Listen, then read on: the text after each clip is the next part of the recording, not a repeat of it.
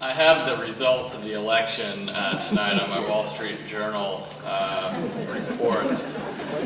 I'll tell you after that. Just kidding. Put away your BlackBerry. They're not really.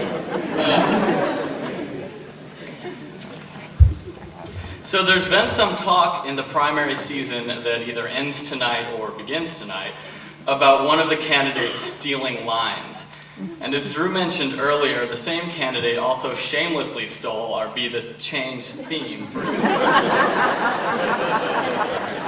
So I intend to return the favor and talk about another big campaign theme, hope. It is this great season of hope, I can't help but get caught up, because in this great season of hope in politics, I've seen in our kids an engagement and a feeling of enfranchisement that I've never before witnessed. For our girls who've never seen a viable female presidential candidate, they now have a role model. For our African American students who've never seen a viable African American presidential candidate, they now have a role model.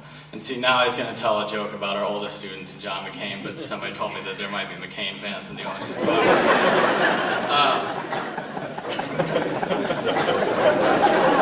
Anyway, so I'm going to talk about hope. For the last month in Newark, we had an historic and merciful break from our city's greatest curse. 43 consecutive days without a murder. For a nearly unprecedented 43 days, the clouds lifted from our great city and we basked in the sunlight. And with the sunlight came a noticeable change in the daily conversations people were having. In many ways, Newark is a small town, and when tragedy strikes, it affects a lot of people. And as such, this 43-day respite changed the tone of the conversations that were happening from the water coolers to the street corners. Even the media didn't know what to do. If when it bleeds, it leads, what do you do when there's no blood? For 43 days, we saw what the Newark sky looked like without clouds, and it was beautiful. Cast in the shadow of daily violence, it is sometimes hard to notice the rays of hope as they come streaming in. But let's insist that these 43 days mark a turning point in the conversations that happen in and about Newark. From the cynicism of the evening news to the water cooler commiseration, let's change the conversation. Let's change what we talk about. Let's talk about the rays of hope, like Team Academy alumna Kalia, who grew up bouncing from guardian to guardian, home to home, and even sometimes homeless, and is now the president of her class at one of our nation's top boarding schools. Let's talk about rays of hope, like Kenyatta, who attended a Newark Public Elementary School, skipped the 4th grade to come to team, and is now on the honor roll with a full scholarship at St. George's Academy in Rhode Island. Let's talk about rays of hope like Chris Ely, who at age 13 had the wisdom to reject his social promotion to 8th grade and say, "You may have low expectations for me, but I refuse to have them for myself." Chris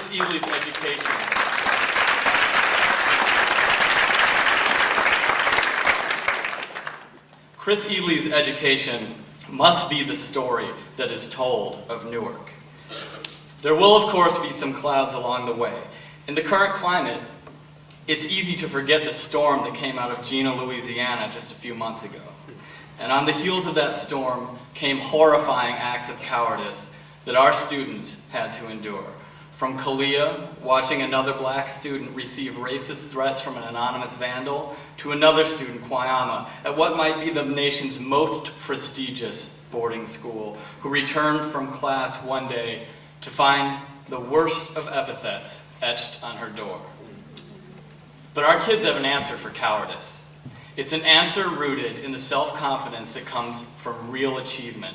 From going to school for 10 hours a day and doing 2 hours of homework each night, from making the transition from Newark Public Schools to excelling at the country's top boarding school in just 4 years. And that answer is the strength, the will, and the spirit not to let others define them. As Kwayama told us at the time, "I know it just represents a small number of kids' opinions. I'm not going to let one incident affect how I feel about my experience here." With that wisdom shines a light that no simple cloud can extinguish. The stories of Chris and Kwayama must be the stories that are told of Newark.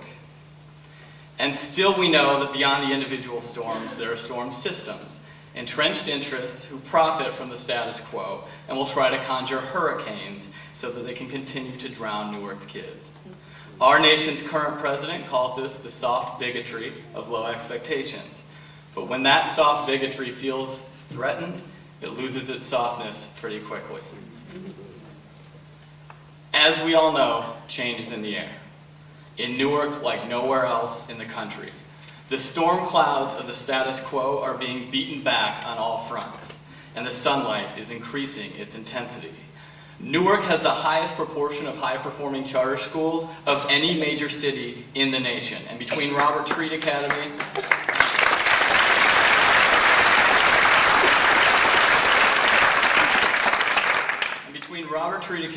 North Star Academy, and Team Schools alone, we already serve almost 5% of Newark students in some of the most respected schools in the nation. And because of our growth, the sunlight is spreading. Add to this venerable parochial schools like St. Benedict's and St. Philip's, world-class arts and education institutions like NJPAC, WBGO, and the Newark Museum, and the growing and critical presence of Teach for America. And we are talking about many more thousands of rays of light, not shining in isolation, but with the combined luminosity of shared purpose and a shared vision for the children of Newark. The sunlight is spreading. It emanates from City Hall, where the nation's best mayor, Cory Booker, sits as a staunch supporter of high-performing schools. It emanates from Trenton, where the nation's best commissioner of education, Lucille Davey, has been a tremendous supporter of schools like Team. It emanates from the business community, where leaders like Ralph Izzo stand in support and advocacy of progress. And it emanates from the neighborhoods where council people like Ron Rice Jr. and proud citizens like Shavar Jeffries shine the light brightly for our kids and the people of our city every day. These powerful stars are aligned now in unprecedented ways, beating back the clouds with the strength of their commitment and spreading the sunlight. Most importantly, though, this light shines brightly from the courage of Kwayama and the wisdom of Chris. It shines brightly in the ascension of Adela, and it shines in the logos, the pathos, and the ethos of Kendra. It shines in the fluorescent light of a bedroom on the 25th floor of the project buildings on Elizabeth Avenue, just as it shines in the reading light of a dorm room in a Connecticut boarding school, and that sunlight is spreading. As we received relief from the storms, long enough to behold the possibilities that are increasingly becoming available to our students, we must do what we can to make sure that the conversation stays where it belongs, in the sunlight and not in the clouds. We must make sure that the stories of Kwayama, Chris, Adela, Kendra, and the tens of thousands of courageous students who will follow in their footsteps are, from now on, the stories that are told of Newark. Thank you for helping us spread the sunlight.